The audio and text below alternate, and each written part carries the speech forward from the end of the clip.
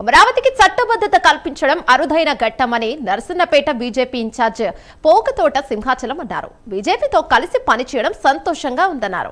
అమరావతి విషయంలో ఎన్నో ఏళ్ల పోరాటానికి ఫలితం దక్కిందని సింహాచలం చెప్పారు. కూటమి పాలనలో ఉత్తరాంధ్ర ఓ శక్తిగా అవతరిస్తుందంటున్న నరసంపేట బీజేపీ ఇన్ఛార్జ్ పోకతోట సింహాచలంతో మా ప్రతినిధి బాలకృష్ణ ఫేస్ టు ఫేస్.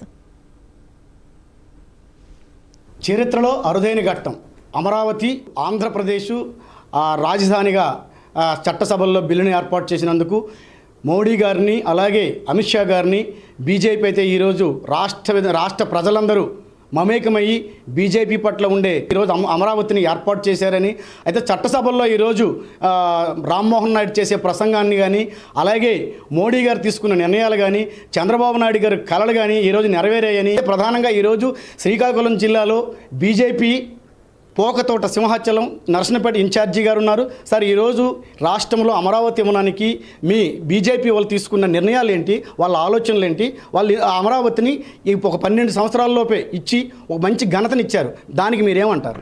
మరి మనందరం చూసాం, ఈరోజు ఆంధ్రలో కళల రాజధాని మనకి చట్టబద్ధత కల్పించడం జరిగింది.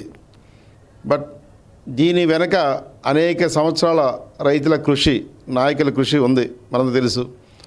ఆ రోజు మన రాష్ట్ర డివైడ్ అయినప్పుడు కాంగ్రెస్ గవర్నమెంటు పార్లమెంటు తలుపులు మూసి స్టేట్ అనేది డివైడ్ చేయడం జరిగింది. ఇది చాలా అన్యాయం, చీకటి కోణం, మనందరూ తెలుసు.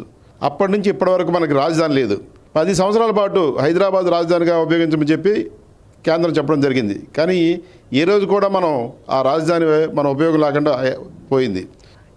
ఆ రోజు 2015లో మన అమరావతి రాజధానికి శంకుస్థాపన జరిగింది. కానీ నేటికి కూడా ఆ రాజధానికి చట్టబద్ధత కల్పించడం లేదు. దానికి అనేక సార్లు వైసీపీ గవర్నమెంట్ మోకాలడ్డడం కూడా జరిగింది. ఆ రోజు మన ప్రీతం ప్రధానమంత్రి గారు మట్టి నీళ్లు తెచ్చి మన రాజధానికి సమర్పించడం జరిగింది. ఆ రోజు చాలామంది హేళన చేశారు, మట్టి నీళ్ళు ఇచ్చారు కదా, ఏమి ఇచ్చారని చెప్పేసి. కానీ ఆ రోజు ఈరోజు అదే చెప్తున్నారు. ఆ రోజు మన భారతదేశం మొత్తం పవిత్ర నదుల దగ్గరికి వెళ్ళి ఆ గంగాజలం పునీతవాలని చెప్పి, ఈ ప్రాంతం అంతా పునీతవాలని చెప్పి ఆ నీళ్ళు తేవడం జరిగింది. అలాగే అన్ని ప్రాంతాల పుణ్యస్థలాల్లో మట్టి కూడా తెచ్చి ఈ ఏరియా కూడా సస్యశ్యామలం అని చెప్పి మంచి ఉద్దేశంతో ఆ రోజు ప్రధానమంత్రి గారు ఆ మట్టి నీళ్ళు తెచ్చి ఇవ్వడం జరిగింది. నిజంగా ఈరోజు మనస్ఫూర్తిగా మన ప్రియతమ ప్రధానమంత్రి గారికి, మోడీ గారికి ధన్యవాదాలు తెలియజేస్తున్నాను.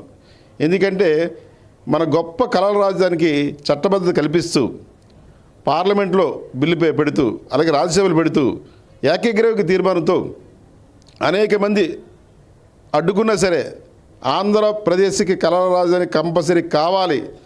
ఇది ఎంతోమంది రైతులు, ప్రజలు, వ్యాపారవేత్తలు, పారిశ్రామికవేత్తలు అందరూ జీవితాల మీద ఆధారపడని చెప్పేసి మన రాజధానికి చట్టబద్ధత కల్పించడం జరిగింది. సార్, 20 ఏళ్ళ నుంచి ఈ భారతదేశంలో బీజేపీ ప్రభుత్వమే పరిపాలన సాగుతుంది, దానికి మీరేమంటారు? సార్, కరెక్టే మీరు చెప్పింది. 20 ఏళ్ళ నుంచి భారతీయ జనతా పార్టీ పరిపాలిస్తుంది. కానీ మీరు గత 50 సంవత్సరాలు వెనక్కి వెళ్ళి చూడండి, పరిపాలన ఎలా ఉంది. ఒకే భారతదేశంలో 2 ప్రధానులు, 2 జెండాలు, ఇది ఎక్కడ అన్యాయమండి? అది ఎప్పటి నుంచో మా పార్టీ ఖండించింది. ఈ 15-20 సంవత్సరాలు అనేక మేము కార్యక్రమం తీసుకొచ్చాం. ఎగ్జాంపుల్ 370 రద్దు, ఆర్టికల్ 370 రద్దు లేకపోతే భారతదేశం 2 రాజధానులు ఏంటి? ఎవడు చెప్పాడు? ఇది చాలా అన్యాయం కదా.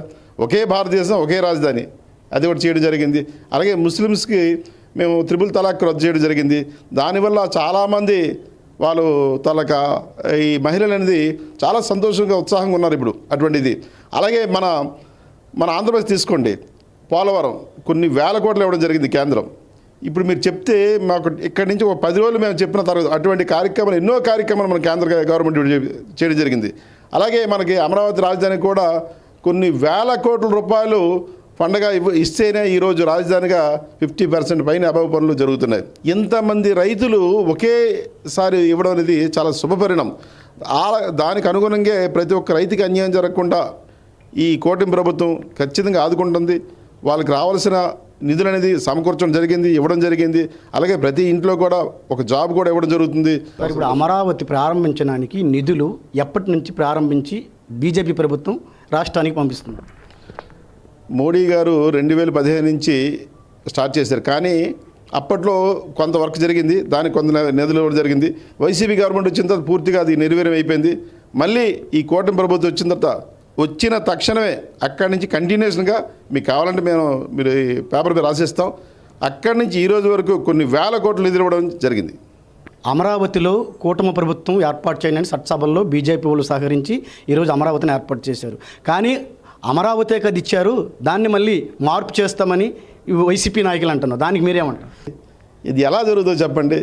మన పార్లమెంటు, మన అసెంబ్లీ, రాజ్యసభ అనేది మనందరికీ అదొక చట్టం. ఇది రాజ్యాంగానికి లోబడి ఉంది, భారత రాజ్యాంగంలో ఉంది. ఒకసారి చట్టం చేసిన తర్వాత తిరిగి అది కాదండంగా తప్పు. అలాగే జగన్ కూడా మావిగన్ అని చెప్పి ఇప్పుడు ఏదో కొత్త పదవి ఎంచుకున్నారు, అది కూడా తప్పే. ఎందుకంటే ఈరోజు వైసీపీ క్యాడర్ కూడా నిర్వీర్య పరిస్థితి ఏర్పడింది. ఇటువంటి చౌకబారు ప్రచారం తప్పు. ఒకసారి చట్టం చేసిన తర్వాత ఖచ్చితంగా జరిగే తీరుతుంది తప్ప అది ఇట్టి బస్సులో ఆయన అనుకున్నట్టే కాదు. ప్రధానంగా ఈరోజు చట్టసభల్లో అయితే నిత్యానందరాయ్ ఈరోజు బిల్లును సవరణ చేయడం జరిగింది. అలాగనే సిసిసి చైర్మన్ రాధాకృష్ణ దాన్ని అమలు చేయడం అయితే జరిగింది. అయితే రాష్ట్రంలో ఈరోజు అమరావతి ఏర్పాటుకి బీజేపీ ప్రభుత్వం అమిత్ షా కానీ మోడీ కానీ వారి సహాయ సహకారాలతో ఈరోజు అమరావతిని ఏర్పాటు చేసుకోవడము చంద్రబాబు నాయుడు పుష్కరం కలలుగనే రోజులైతే నెరవేరాయని మనతో బీజేపీ పార్టీ ఇన్ఛార్జి నాయకులు సింహాచలం చెప్పారు. వీడియో న్యూస్ నాగరాజ్తో బాలకృష్ణ, ప్రైమ్ 9 శ్రీకాకుళం.